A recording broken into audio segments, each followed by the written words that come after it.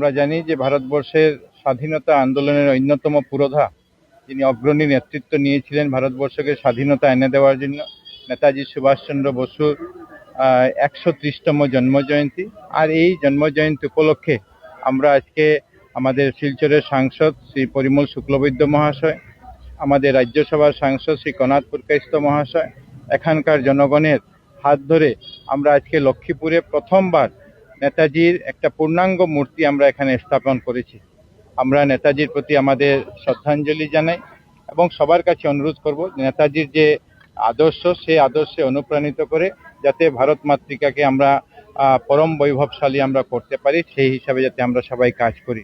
লক্ষ্মীপুরে এই যে জায়গায় মিউনিসিপাল বিল্ডিং এর সামনে এই জায়গায় নেতাজির একটা হাফ মূর্তি ছিল, সেই জায়গাতে আমরা গত বছর এখানকার জনগণ সবাই সিদ্ধান্ত নিয়েছিলেন যে আমরা এখানে নেতাজির একটা পূর্ণাঙ্গ মূর্তি আমরা প্রতিষ্ঠা করব এবং সেটাই লক্ষ্য রেখে আজকে আমরা মূর্তি এখানে প্রতিষ্ঠা করতে পেরেছি।